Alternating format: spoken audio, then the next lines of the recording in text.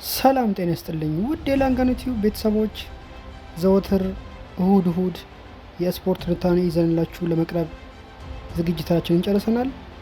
የመጀመሪያ ፕሮግራማችን የምናደርገው በቻምፒየንስ ሊግ የመጀመሪያ ዙር በፒኤስጂ እና በሊቨርፑል መካከል በተደረገው ጨዋታ ይሆናል። አብራችሁን ቆዩ። በመጀመሪያ ያለውን እስቲ በጨዋታ የነበረውን ስታት በማቅረብ እንጀምራለን።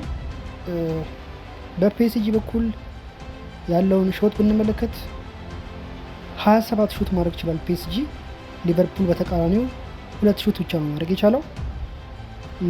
ሹት ኦን ታርጌት ካየን ደግሞ ፒኤስጂ 10 ሾት ኦን ታርጌት ነበረው፣ ሊቨርፑል አንድ ብቻ ነው ሾት ኦን ታርጌት ማድረግ የቻለው። ቻንስ በመፍጠር ደግሞ ስናየው ፒኤስጂ 21 ቻንስ መፍጠር ችሏል፣ ሊቨርፑል ደግሞ 2 ቻንስ ብቻ ነው መፍጠር የቻለው። በኮርና በኩል ስንመጣ ፒኤስጂ 14 ኮርና ማግኘት ሲችሉ ሊቨርፑል ደግሞ 2 ኮርና ብቻ ነው ማግኘት የቻሉት። ፖሴሽንም በጣም የተራራቀ ነው። ፖሴሽን ስንመለከት ፒኤስጂ 71% ፖሴሽን የኳስ መቋጠር ድርሻ ሲኖረው ሊቨርፑል ደግሞ 29% የኳስ ድርሻ ነበረው እና በአጠቃላይ በእርግጥ እያንዳንዱን ነገር እስከ ስታት ጋር ማያያዝ ብዙም ደስ ባይልም ብዙም ምቾት ባይሰጥም፣ ግን ይሄን ጨዋታ ለተመለከተ ይሄ ደግሞ ስታቱን ላየ በጣም በቃ ሙሉ ለሙሉ የፒኤስጂ ብልጫ የታየበት ጨዋታ ነበረ። ይሄ ማለት በስታትም ብንሄድ በአይናችን ካየነውም አንጻር ስናይ በጣም በብዙ መለኪያዎች በቶፕ ላይንግ ስታቲክስም በአንደርላይንግ ስታቲክስ ፒኤስጂ በሊቨርፑል ላይ የበላይነቱን አሳይቷል ማለት ነው። ያው ውጤቱን ስንመጣ ግን 1-0 ነው ሊቨርፑል ማሸነፍ የቻለው። 1-0 ሊቨርፑል አሸነፈ ከምንል ግን ፒኤስጂ 0 አሊሰን ቤከር 1 ብንል ይቀላል።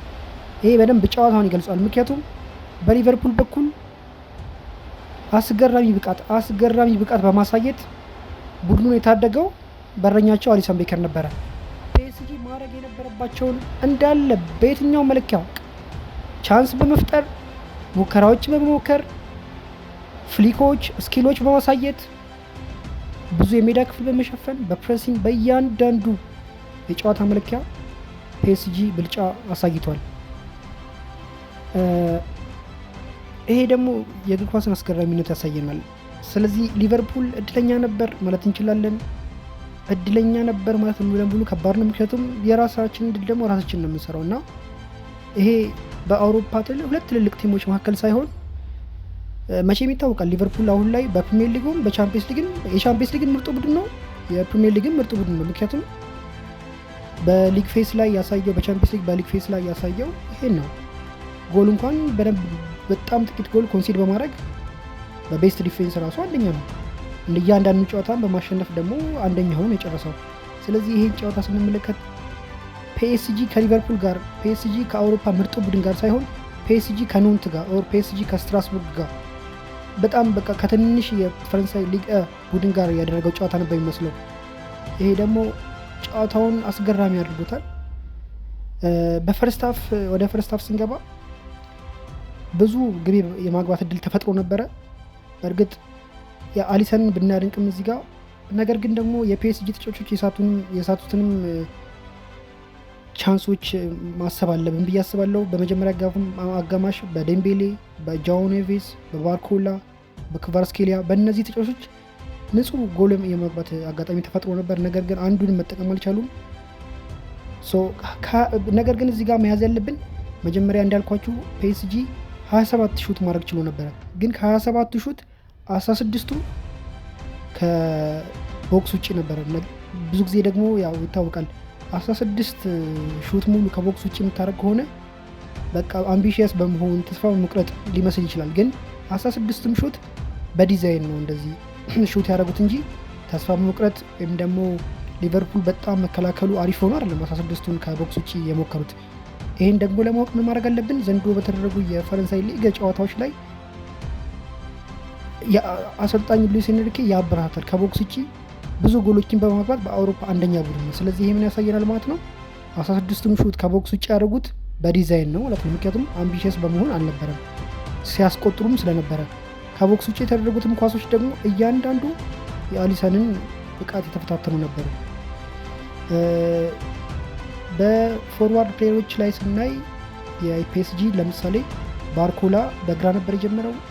ኦስማን ዴምቤሌ በ29 ቁጥር ላይ ነበር የጀመረው። ክቫራትስኬሊያ በቀኝ በኩል ነበር የጀመረው። ነገር ግን ወረቀት ላይ እንደዚህ ይሁን እንጂ በጨዋታ ውስጥ ሮቴት ያደርጉ ነበረ። በጣም ፍሉዊቲ ነበራቸው። ለምሳሌ ዴምቤሌ ወደ ሚድፊልድ መጥቶ ይቀላቀላል፣ ዴምቤሌ ወደ ግራ ይወጣል፣ ክቫራ ደግሞ በሆነኛው የጨዋታ ሂደት ላይ ወደ ግራ ወጥቶ ነበረ እና በጣም ሮቴት ያደርጉ ነበረ። ይሄ ደግሞ ለሊቨርፑል የተከላካይ መስመር እጅጉን ከባድ አድርጎባቸው ነበረ።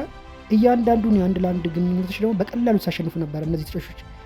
ይታወቃል ፒኤስጂ ከዚህ በፊት የነበረው ነገር ስታሮችን ነበር ተሸክሞ ያለው። ለምሳሌ በቅርብ ጊዜ እንኳን የነበሩት ኪሊያን ኤምባፔ፣ ሊዮኔል ሜሲ፣ ኔይማር ጁኒየር እነዚህ 3 ተጫዋቾች ይዞ ከኳስ ውጪ ምንም አይከላከሉም። ይታወቃል በማጥቃቱ ምንም ምናማቸው አይደሉም። በቃ በጣም በጣም ግሩም ተጫዋቾች ናቸው። ነገር ግን ቲሙ ከኳስ ውጪ ሲሆን ያለውን የመከላከል ስራ ያን ያህል አገልግሎት ስለማይሰጡ ቡድኑን ጎድቶታል ብዬ አስባለሁ።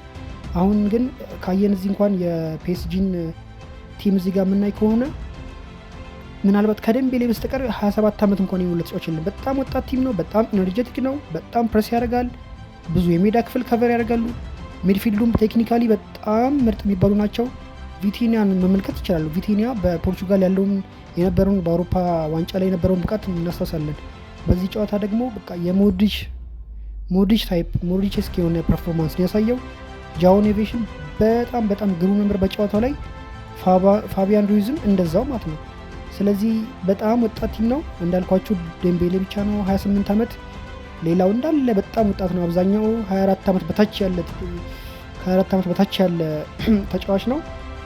ስለዚህ ፎርዋርዶች ላይ ምን ካማናቸው ራሱ በቃ በፊኒሺንግ ብቻ እንጂ ማድረግ የሚገባቸውን ነገር እያንዳንዷን ነገር አድርጓል። ምክንያቱም ለሊቨርፑል ተጫዋቾች በጣም ከብዶ ነበር። ለምሳሌ ባርኮላ ፌስ የሚያደርገው የነበረው ምክንያቱም ባርኮላ በግራ ስለጀመረ በሊቨርፑል በኩል ፌስ የሚያደርገው አርኖልድን ነበር። አርኖልድን በተለይ ደግሞ በዚህ ጨዋታ መያዝ ያለብን ምንድን ነው፣ በሊቨርፑል በኩል ብዙ ጊዜ በመከላከል የሚታማው አርኖልድ ነበር። ግን በዚህ ጨዋታ አርኖልድ ጥሩ ስራ ሰራ በሚለው መያዝ እንችላለን።